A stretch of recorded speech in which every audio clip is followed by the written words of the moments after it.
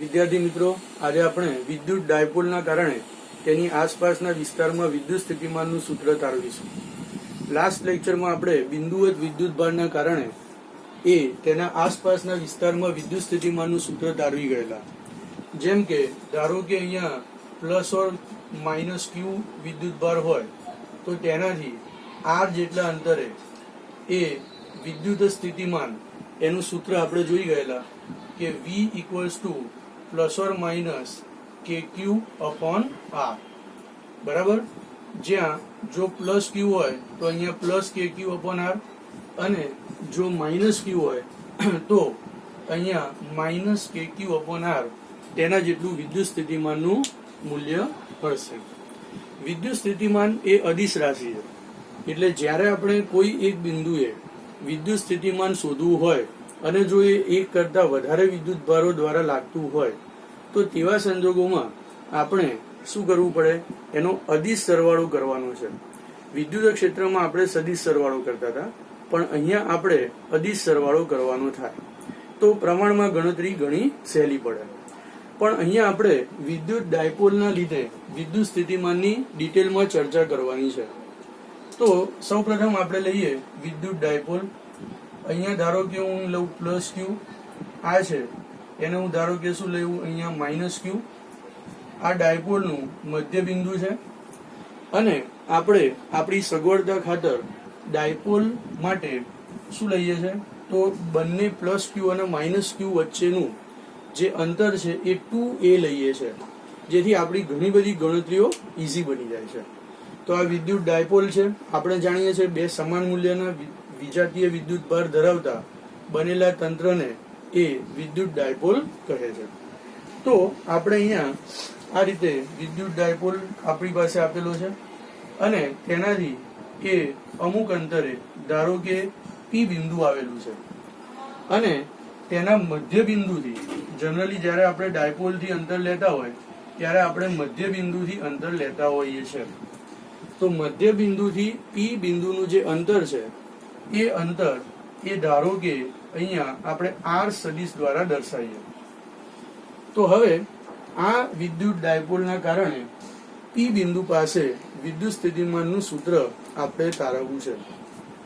તો યાદ રાખો કે અહીંયા આ R અંતર એ ડાયપોલ વચ્ચેના અંતરની સરખામણીમાં ઘણું નાનું લઈ અને આપણે અહીંયા ગણતરી કરીશું. તો હવે અહીંયા આપણે શું કરીએ? તો સૌપ્રથમ તો અહીંયા ધારો કે આ એક સદિશ લઈએ એના મધ્ય બિંદુથી, તો એને આપણે કહીએ A. આપણે ડાયપોલ વચ્ચેનું અંતર કેટલું લઈએ છે? 2a. તો એનો મતલબ અહીંયા આપણી પાસે આ જે સદિશ થશે એ A. મધ્ય બિંદુથી માઇનસ ક્યુ નો જે સ્થાન સદિશ થાય એને આપણે અહીંયા શું લઈ લઈએ? ધારો કે માઇનસ A. હવે આપણે જોઈ ગયા છે અહીંયા કે પ્લસ ક્યુ કે માઇનસ ક્યુ થી જે તે બિંદુએ અંતર જો R હોય તો ત્યાં વિદ્યુત સ્થિતિમાનનું સૂત્ર KQ અપોન R થાય, જ્યાં R એ શું છે? તે વિદ્યુત ભારથી અંતર છે. તો એટલા માટે જો મારે પ્લસ ક્યુ ના કારણે P બિંદુ પાસે વિદ્યુત સ્થિતિમાન જોઈએ છે, કારણ કે ડાયપોલ એટલે શું? પ્લસ ક્યુ અને માઇનસ ક્યુ થી બનેલું તંત્ર.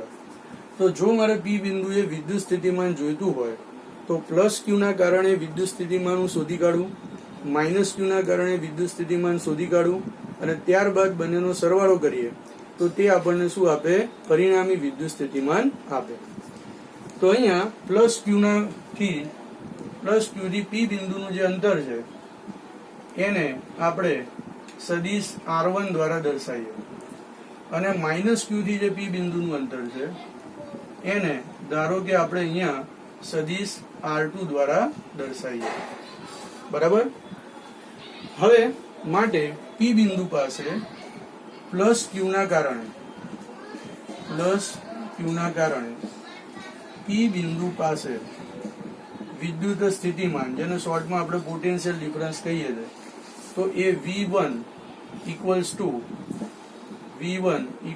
અહીંયા KQ1 ડિવાઇડેડ બાય R1 થશે. અને એ જ પ્રમાણે માઇનસ ક્યુ ના કારણે P બિંદુ પાસે સ્થિત વિદ્યુત સ્થિતિમાન V2 એના બરાબર આપણે KQ2 અપોન R2. પણ અહીંયા આ Q1 એટલે પ્લસ Q છે, તો એટલા માટે અહીંયા શું આવશે KQ ડિવાઇડેડ બાય R1, અથવા તો ડાયરેક્ટ લખીએ કે V1 ઇક્વલ્સ ટુ અહીંયા K અહીંયા plus Q divided by R1, Q2 ની જગ્યાએ આપણે શું લખીએ K minus Q divided by R2. તો પ્લસ Q ના કારણે P બિંદુ પાસે વિદ્યુત સ્થિતિમાન V1 equals two KQ upon R1, ત્યાં પ્લસ Q છે. માઇનસ Q ના કારણે વિદ્યુત સ્થિતિમાન P બિંદુ પાસે V2 equals to K minus Q upon R2. હવે જો આપણે P બિંદુ પાસે પરિણામી વિદ્યુત સ્થિતિમાન જોઈતું હોય તો આ બંને વિદ્યુત સ્થિતિમાનનો સરવાળો કરવો પડે. તો માટે P બિંદુ પાસે એ કુલ વિદ્યુત સ્થિતિમાન જો આપણે લઈએ તો કુલ વિદ્યુત સ્થિતિમાન V equals two V1 plus V2. Okay, તો ત્યાં આપણી પાસે જે કુલ વિદ્યુત સ્થિતિમાન થશે એ V1 પ્લસ V2 જેટલું થશે. અને માટે V ઇક્વલ્સ ટુ અહીંયા KQ upon R1 minus KQ upon R2, KQ upon R1 plus KQ upon R2, પણ આ માઇનસ છે તો માટે KQ upon R1 minus KQ upon R2. બંનેમાંથી કોમન આપણે શું કાઢી શકીએ KQ, તો માટે વિદ્યુત સ્થિતિમાનનું સૂત્ર થશે KQ અને બ્રેકેટમાં આપણી પાસે આવશે 1 upon R1 minus 1 upon R2. તો આને આપણે સમીકરણ નંબર શું કહી દઈએ A.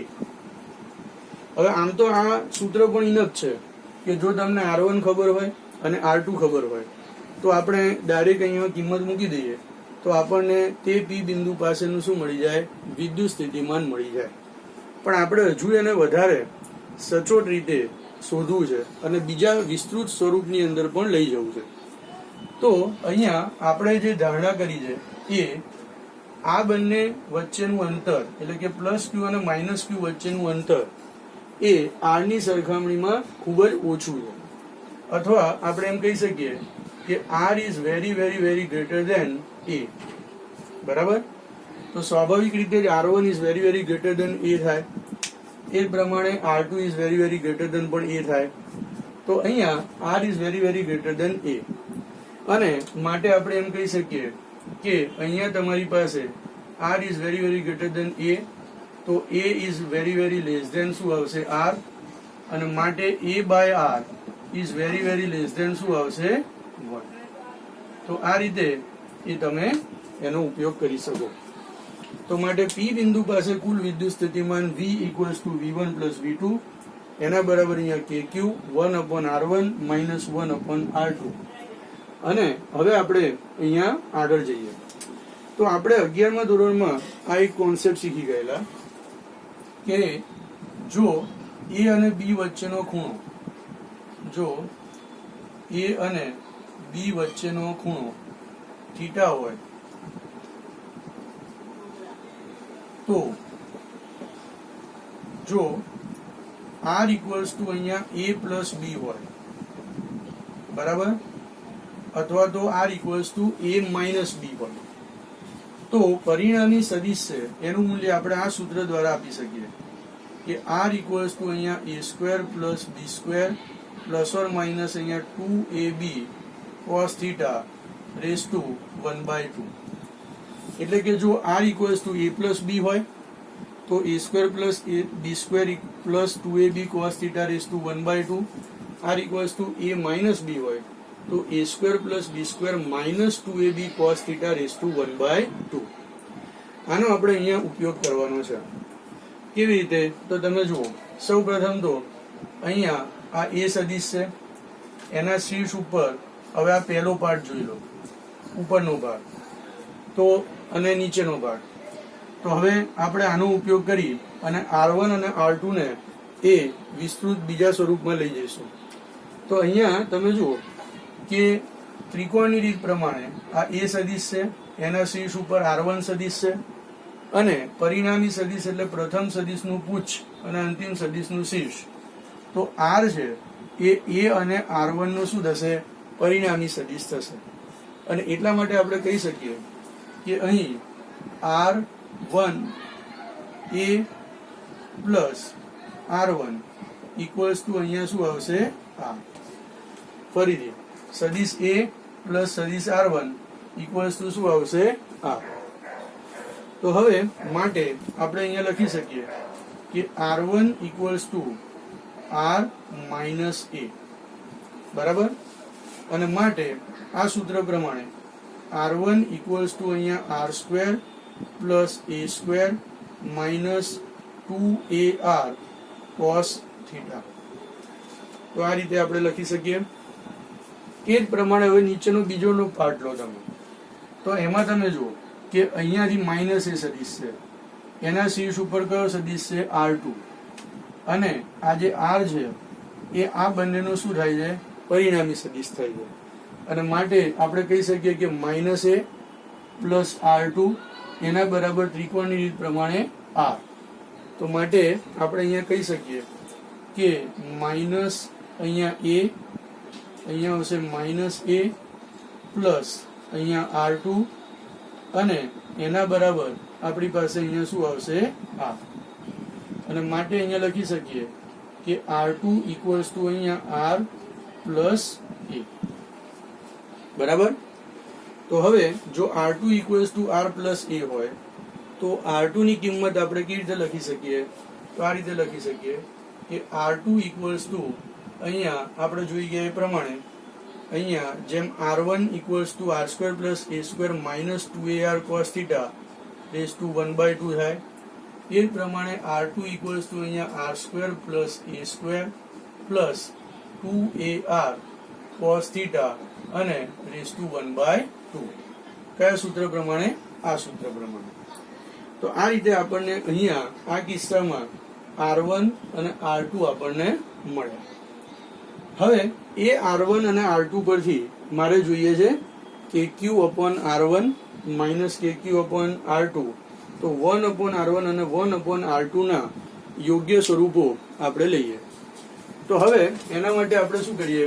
તો સિમ્પલ મેથેમેટિક્સનો ઉપયોગ કરીએ કે અહીંયા આપણી પાસે છે R1 ઇક્વલ્સ ટુ અહીંયા R square plus A square minus 2AR cos theta raise to 1/2. તો R1 equals to R square plus A square plus minus 2AR cos theta raise to 1/2. હવે જો આમાંથી હું R સ્ક્વેર કોમન કાઢી નાખું તો R square common કાઢું ત્રણેય પદમાંથી, તો જો R સ્ક્વેર કોમન કાઢવામાં આવે તો અહીંયા શું રહેશે? તો જો કોઈ પણ માંથી તમે કોમન કાઢો એનો મતલબ એ થયો કે તમે એને એના વડે ભાગો છો. સમજી લો, અહીંયા સિમ્પલ વાત છે પણ ઘણીવાર એ વસ્તુ આપણે ફરીથી યાદ કરાવવી પડે. કારણ કે જો 3x પ્લસ 6 તો આપણે આમાંથી જો 3 કોમન કાઢીએ છીએ એનો મતલબ શું થયો કે બંને પદને 3 વડે ભાગીએ છીએ. તો જો મેં અહીંયા 3 કોમન કાઢ્યા તો અહીંયા શું થશે? આપણે આ રીતે લખીએ છીએ ડાયરેક્ટ x પ્લસ 2, પણ ખરેખર પ્રક્રિયા શું થાય છે? તો 3x upon 3 પ્લસ 6 upon 3. અને માટે આપણે લખીએ છીએ 3 into x પ્લસ 2. એટલે યાદ રાખો હંમેશા કે જેને પણ આપણે કોમન કાઢીએ છીએ એના વડે આપણે કૌંસની અંદરના કે દરેક પદોને આપણે ભાગીએ છીએ. તો અહીંયા પણ આપણે આ જ કામ કરીએ છીએ કે ધારો કે અહીંયા 3 કોમન કાઢ્યા તો બંનેને આપણે 3 વડે ભાગ્યા અને માટે 3 into x પ્લસ 2 આવ્યા. તો એ જ પ્રમાણે અહીંયા R સ્ક્વેર કોમન કાઢ્યા તો દરેકમાં R સ્ક્વેર હોય એ જરૂરી નથી. ઘણાને એવો ખ્યાલ હોય કે દરેકમાં R સ્ક્વેર હોય તો જ આપણે એને કોમન કાઢી શકીએ. તમે કોમન ના હોય તો પણ કાઢી શકો, પણ એને આપણે દરેકને એ R સ્ક્વેર વડે ભાગી નાખીએ. તો અહીંયા શું થશે? તો અહીંયા બીજો નાનો કૌંસ કરીએ તો અહીંયા R square upon R square plus અહીંયા A square upon R square minus અહીંયા 2AR cos theta divided by અહીંયા R સ્ક્વેર. આ નાનો કૌંસ પૂરો અને મોટા કૌંસની બહાર આપણે શું લઈએ?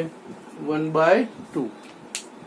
હવે આ જે R સ્ક્વેર છે એ R સ્ક્વેર ને આપણે મોટા બ્રેકેટની બહાર કાઢીએ તો મોટા બ્રેકેટની બહાર તો શું છે, વર્ગમૂળ છે, એટલે સ્વાભાવિક છે કે વર્ગમૂળ થઈને બહાર આવશે. તો અહીંયા માટે r1 ઇક્વલ્સ ટુ અહીંયા r. હવે તમે જુઓ કે અહીંયા r² એટલે શું થાય, 1. બીજું કે a by r is very very less than 1 છે, એટલે જો 1 કરતા બહુ નાના હોય તો આપણને ખબર છે કે 0.1 હોય તો જો તમે એનો સ્ક્વેર કરો તો એ શું થાય, 0.01 થાય. એટલે 1 કરતા નાની કિંમતનો જ્યારે આપણે વર્ગ કરીએ તો એની કિંમતમાં એનાથી પણ નાની કિંમત મળે, વર્ગ કરીએ, ઘન કરીએ કે કોઈ પણ. તો એટલા માટે અહીંયા r1 ઇક્વલ્સ ટુ r, અહીંયા a² એને is very very less than 1 આવશે, અને એને આપણે અહીંયા શું કરીશું, દરેક જગ્યાએ અવગણતા, એટલા માટે આપણે એને 0 ત્યાં લઈ લઈએ છીએ, એટલે કે અવગણીએ છીએ.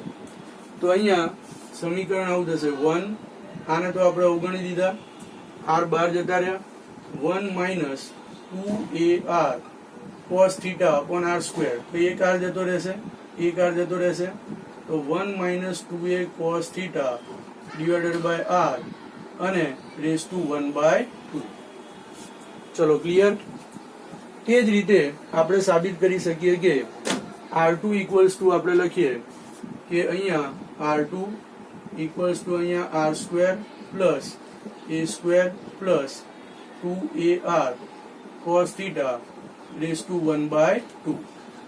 તો જે રીતે ઉપરની પ્રક્રિયા કરી સેમ એ જ રીતે આપણે અહીંયા પણ ખાલી માઇનસની જગ્યાએ પ્લસ આવશે, અને એવું સાબિત કરી શકીએ કે r2 ઇક્વલ્સ ટુ અહીંયા r ઇન્ટુ 1 પ્લસ અહીંયા 2a cos theta divided by અહીંયા r અને રેઝ ટુ શું આવશે, 1/2. ચલો ક્લિયર. હવે આપણે 1/r1 કરીએ તો દ્વિપદી પ્રમેયનો પણ અહીંયા ઉપયોગ કરવો પડશે, જે આપણે ગઈ સાલ 8મા ચેપ્ટરમાં આપણે કરેલો, જ્યારે ઊંડાઈ સાથે ગુરુત્વ પ્રવેગમાં થતો ફેરફાર હતો ત્યારે. તો અહીંયા આપણે શું કરીએ, 1/r1 લઈએ, તો 1/r1 ઇક્વલ્સ ટુ શું થાય, 1/r. હવે અહીંયા તમે જુઓ કે 1 minus 2a cos theta upon r raise to 1/2 એ આખા છેદમાં જશે, અને એ ઉપર આવે એટલે એની ઘાત કેટલી થઈ જશે, -1/2 થઈ જશે. તો માટે આપણે આને આમ લખી શકીએ કે 1 minus 2a cos theta divided by r, અને એની કઈ ઘાત થશે, -1/2. પહેલા એને નીચે લઈ જાઓ તમે, અને ત્યારબાદ એને ઉપર લઈ જાઓ. તો જ્યારે આપણે ઉપર લઈ જઈએ છીએ ત્યારે એની માઇનસ ઘાત લખીએ છીએ. તો સિમ્પલ મેથેમેટિક્સ છે. હવે દ્વિપદી પ્રમેય જે આપણે 8મા ચેપ્ટરની અંદર ગઈ વખતે વાપરેલો, એનો આપણે અહીંયા ડાયરેક્ટ ઉપયોગ કરીએ તો એમાં એ રીતનું આવતું હોય છે કે 1 માઇનસ 2a cos theta છેદમાં r, એની ઘાત કેટલી છે, -1/2. તો આને વિસ્તરણ કરીએ આપણે, તો દ્વિપદી પ્રમેય પ્રમાણ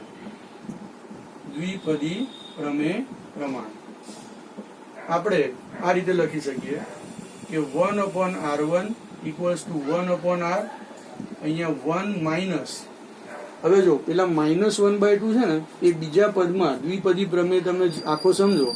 અત્યારે આપણે એની ચર્ચા બહુ કરવાની જરૂર નથી, કારણ કે એ મેથેમેટિકલ વસ્તુ છે, પણ એનો જે પાર્ટ ઉપયોગમાં છે એ આપણે અહીંયા લઈએ. તો અહીંયા 1 માઇનસ -1/2 આવશે, બરાબર. જે માઇનસ ઘાત છે એ ગુણાકારમાં આવશે, 2a cos theta upon r, તો અહીંયા 2a cos theta divided by શું થશે, અહીંયા r, આ રીતે આવશે. પ્લસ a upon r ના, આ a² upon r² છે, તો અહીંયા શું લખી શકાય, a upon r ના વધારે ઘાત વાળા પદો, એટલે કે વર્ગ આવશે, એના પછી ક્યુબ આવશે. પણ જો a² upon r² છે એને પણ આપણે અવગણ્યું છે, તો પછી એનાથી વધારે ઘાત વાળા પદો આવશે, એને આપણે આની અંદર કઈ ગણતરીમાં લેવાની જરૂર નથી. એટલે દ્વિપદી પ્રમેયને આપણે માત્ર 2 પદ સુધી શું કરીએ, ડિસ્ટ્રિક્ટ કરીએ. તો 1 માઇનસ જે એની ઘાત છે એ ગુણાકારમાં આવશે, -1/2, એનું એ પદ 2a cos theta upon r થશે, પ્લસ જે બાકીના પદો છે એ a બાય r ના વધારે ઘાત વાળા પદો હશે. વધારે ઘાત વાળા પદોને આપણે શું કરીએ છીએ, અહીંયા અવગણીએ છીએ. તો માટે માત્ર આવું સ્વરૂપ મળે છે કે 1/r1 ઇક્વલ્સ ટુ 1/r, અહીંયા 1 પ્લસ 2 અને 2 કેન્સલ થઈ જાય તો અહીંયા a cos theta divided by અહીંયા શું આવશે r. ચલો ક્લિયર. તે જ રીતે જો દ્વિપદી પ્રમેય તમે આને લગાડો r2 ને તો 1/r1 ની જગ્યાએ અહીંયા શું થશે કે જ્યારે વ્યસ્ત કરશો તો એની પણ -1/2 ઘાત આવશે, એ -1/2 અહીંયા ગુણાશે એટલે ખાલી ફરક એટલો રહેશે કે 1 પ્લસ a cos થીટા, અહીંયા ખાસ ધ્યાન એ રાખવાનું કે 1 plus a cos theta upon r. આ r માત્ર બીજા પદના છેદમાં છે, 1 ના પણ છેદમાં નથી. એ જ પ્રમાણે આપણે અહીંયા લખી શકીએ સેમ એ જ મેથડથી કે 1/r2 ઇક્વલ્સ ટુ 1/r. હવે તમે આ જ મેથડ વાપરશો તો અહીંયા પ્લસ હતા એટલે જો -1/2 આવે તો અહીંયા પ્લસ ની જગ્યાએ ખાલી શું આવશે માઇનસ. તો માટે અહીંયા શું આવશે 1 minus a cos theta upon r. એટલે ફરીથી આખી પ્રક્રિયા એ સમજાવતો નથી પણ તમે સમજી શકો એમ છો. હવે જો સમીકરણ નંબર 1 માં 1/r1 મૂકવા માટે તૈયાર થઈ ગયા, 1/r2 છે એ પણ મૂકવા માટે તૈયાર થઈ ગયા. તો હવે એ 1/r1 અને 1/r2 ને આપણે અહીંયા મૂકી દઈએ અને પછી આપણે એને સમજીએ. તો આ બંનેની કિંમત સમીકરણ નંબર 1 ની અંદર મૂકતા તો હવે આપણું સમીકરણ આ રીતે થશે કે v ઇક્વલ્સ ટુ અહીંયા kq, અહીંયા 1/r1 માઇનસ 1/r2. એમાં આપણે 1/r1 ની કિંમત મૂકીએ, -1/r2 છે પણ બંનેમાંથી કોમન શું નીકળે 1/r. તો એટલા માટે અહીંયા શું થશે kq, પછી બ્રેકેટમાં આપણે લખીએ કે 1/r 1 plus k plus a cos theta upon r બરાબર -1/r અને અહીંયા 1 minus a cos theta divided by r.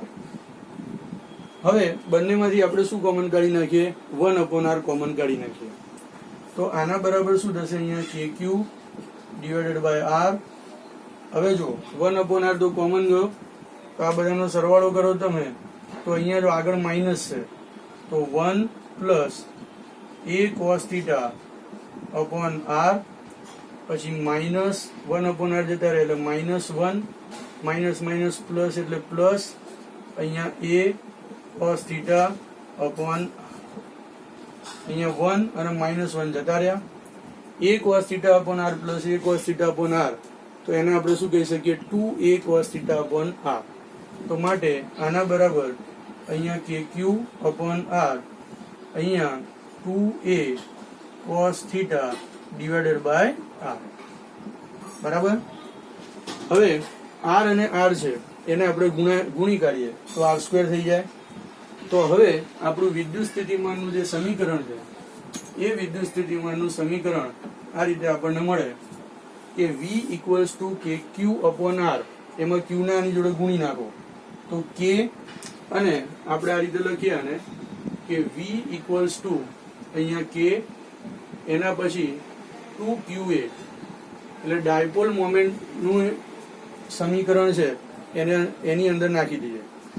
કેમ? કારણ કે આપણે ડાયપોલ મોમેન્ટ એટલે જ વ્યાખ્યાયિત કરી છે કે જેથી આપણે જ્યાં જ્યાં જરૂર હોય ત્યાં આપણે 2qa વારે ઘડી આવતું હતું તો આપણે 2qa ની જગ્યાએ વ્યાખ્યાયિત કરી નાખ્યું કે ભાઈ ડાયપોલ મોમેન્ટ. તો અહીંયા v ઇક્વલ્સ ટુ 2qa બરાબર એ ત્રણ પદોને ભેગા કર્યા, અહીંયા શું આવશે cos થીટા અને ડિવાઇડેડ બાય આવશે અહીંયા r². તો આ રીતે v equals to k into 2qa cos theta upon r². હવે માટે વિદ્યુત સ્થિતિમાનનું સૂત્ર અહીંયા થયું v ઇક્વલ્સ ટુ અહીંયા kp cos theta divided by શું આવશે r². હવે અહીં થીટા એટલે કોની વચ્ચેનો ખૂણો, તો થીટા એટલે અહીંયા p cos થીટા તમને આપ્યું છે. તો અહીંયા તમે સમજો કે p cos થીટા નો આપણે કેવી રીતે ઉપયોગ કરીએ છીએ, જે આપણે ઉપયોગ કરતા હતા ડોટ પ્રોડક્ટનો એની ઊંધી રીતે કરવાનો. આપણે શું કરતા હતા કે જો આપણી પાસે a ડોટ b હોય, ધારો કે આપણી પાસે અહીંયા a ડોટ b તો આપણે લખતા હતા અહીંયા AB cos થીટા, બરાબર કે નહીં? તો અહીંયા ઊંધું આપ્યું છે, KP cos થીટા આપ્યું છે, બરાબર, અથવા તો P cos થીટા આપ્યું છે. તો અહીંયા થીટા એટલે ડાયપોલ મોમેન્ટ. હવે ડાયપોલ મોમેન્ટની દિશા ક્યાંથી ક્યાં તરફ હોય? તો થિયરીમાં આપણે જોઈ ગયા છે કે ડાયપોલ મોમેન્ટની દિશા -q થી +q તરફ હોય. એટલે અહીંયાથી જો હું O બિંદુથી ધારો કે ખાલી ડાયપોલ મોમેન્ટને રજૂ કરતો સદિશ દોરું તો આ P અને આ જે સદિશ છે એ R, અને માટે આપણે કહી શકીએ કે P અને R વચ્ચેનો જે ખૂણો થાય એ ધારો કે કેટલો છે અહીંયા થીટા. તો માટે કહી શકીએ કે P અને R વચ્ચેનો જે ખૂણો છે એ ખૂણો થીટા છે. હવે જો હું અહીંયા R ની દિશામાંનો માત્ર એકમ સદિશ લઈ લઉં, R ની દિશામાંનો માત્ર શું લઈ લઉં? એકમ સદિશ. તો હું આને આમ લખી શકું કે P ડોટ R કેરેટ આના બરાબર P એટલે એનું મૂલ્ય, તો P R કેરેટ એટલે એકમ સદિશ. એકમ સદિશનું મૂલ્ય શું હોય? એક જ હોય. તો માટે P into 1 into cos theta, અને માટે અહીંયા શું થઈ જાય? P cos theta. એટલે કે આપણે અહીંયા સાબિત કર્યું કે P cos થીટા બરાબર શું થાય? P dot R caret. અને P ડોટ R કેરેટ એટલે P અને R વચ્ચેનો ખૂણો ધારો કે થીટા છે. તો અહીંયા વિદ્યુત સ્થિતિમાન છે P એટલે શું? ડાયપોલ મોમેન્ટની દિશા અને R ની દિશા વચ્ચેનો ખૂણો થીટા છે. એ થીટા અને આ થીટા, બરાબર. તો આ થીટા જે આવેલો છે અહીંયા તમે થીટા લો, એ બધા થીટા અહીંયા સરખા જ થશે, કારણ કે R is very very greater દેન શું છે? A. તો એટલા માટે અહીંયા વિદ્યુત સ્થિતિમાન છે એ થીટા ઉપર પણ આધારિત છે, માત્ર એ R ઉપર આધારિત નથી. અને થીટા એટલે શું છે? ડાયપોલ મોમેન્ટ અને R વચ્ચેનો ખૂણો, બરાબર. તો આપણે અહીંયા કહી શકીએ કે વિદ્યુત સ્થિતિમાન જે છે એ ડાયપોલ મોમેન્ટ અને R કેરેટ વચ્ચેના ખૂણા પર પણ આધારિત છે. તો સૌપ્રથમ આપણે અહીંયા આને આ રીતે લખીએ કે માટે K into P dot R caret divided by અહીંયા R સ્ક્વેર, આ રીતે પણ લખી શકીએ. તો અહીંયા પહેલો અગત્યનો જે મુદ્દો આપણી પાસે છે કે વિદ્યુત સ્થિતિમાન એ R ઉપર તો આધારિત છે જ, એટલે કે જેમ R વધે છે એમ વિદ્યુત સ્થિતિમાન ઘટે છે, પણ સાથે સાથે તે ડાયપોલ મોમેન્ટ અને R વચ્ચેના ખૂણા પર પણ આધારિત છે. એટલે અંતર એટલું જ હોય, પણ અહીંથી તમે અહીંયા લો, અહીંયા લો, અહીંયા લો, અહીંયા લો, તો જેમ ખૂણો બદલાય અહીંથી અંતર ભલે સરખું હોય પણ તેમ વિદ્યુત સ્થિતિમાનની કિંમત પણ શું થાય છે? બદલાય છે. જેમ કે તમે જો કે જો થીટા બરાબર 0 હોય, થીટા બરાબર 0 એનો મતલબ શું થયો? ડાયપોલની અક્ષ ઉપર એ P ની દિશા આમ છે, અને જો બિંદુ અહીંયા હોય તો અહીંયા પ્લસ આવશે, કારણ કે અહીંયા જો થીટા ઇક્વલ્સ ટુ શું આવશે? 0 ડિગ્રી, અથવા થીટા બરાબર પાઈ હોય. એટલે થીટા બરાબર 0 એનો મતલબ P બિંદુ અહીંયા હોય તો R અને P વચ્ચેનો ખૂણો 0. P બિંદુ ડાયપોલની અક્ષ ઉપર -q તરફ હોય તો થીટા બરાબર પાઈ. તો વિદ્યુત સ્થિતિમાનનું જે મૂલ્ય થશે એ V ઇક્વલ્સ ટુ અહીંયા શું થશે? ± KP cos theta divided by R square.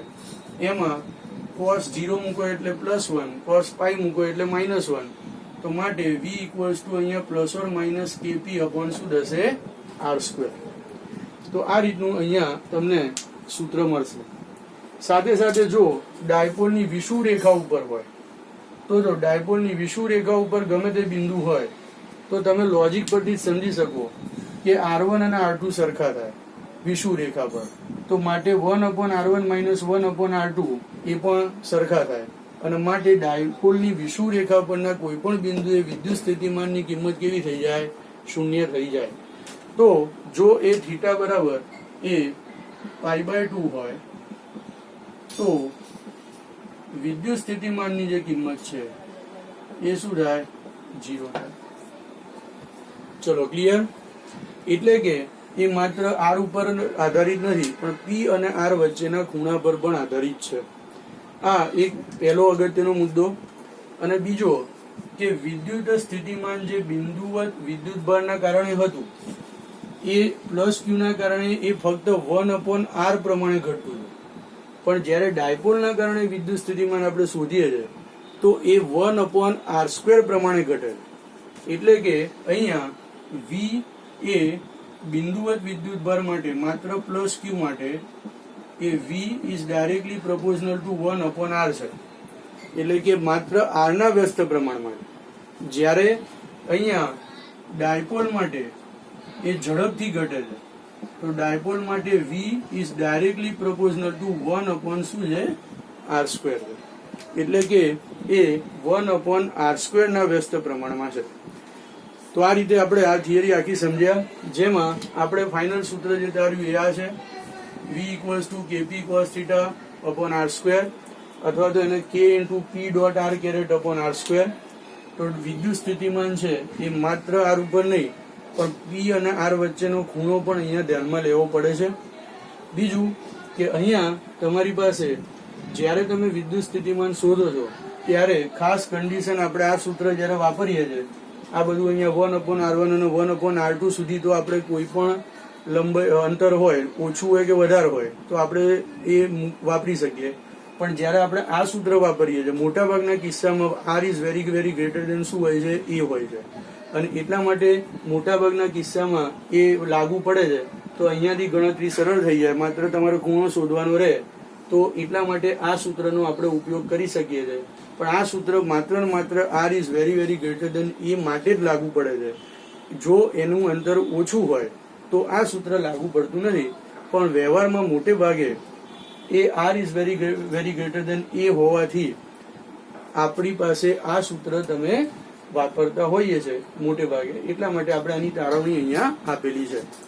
અને સાથે સાથે જો થીટા 0 અથવા પાઈ હોય તો વિદ્યુત સ્થિતિમાન kp/r² થાય, π/2 હોય તો 0 થાય. અને ખાસ એ ધ્યાન રાખવાનું કે જો માત્ર બિંદુવત વિદ્યુત ભાર હોય તો વિદ્યુત સ્થિતિમાન 1/r ના સમપ્રમાણમાં એ ઘટે છે, જ્યારે અહીંયા ડાયપોલ માટે એ 1/r² સાથે એટલે કે r² ના વ્યસ્ત પ્રમાણમાં ઘટે છે, એટલે કે ઝડપથી ઘટે છે. તો આ સાથે આ ડાયપોલની સંપૂર્ણ વાત એ અહીંયા પૂરી થઈ. તો એને તમે સમજી અને તૈયાર કરશો તો એમાં કોઈ વાંધો આવશે નહીં.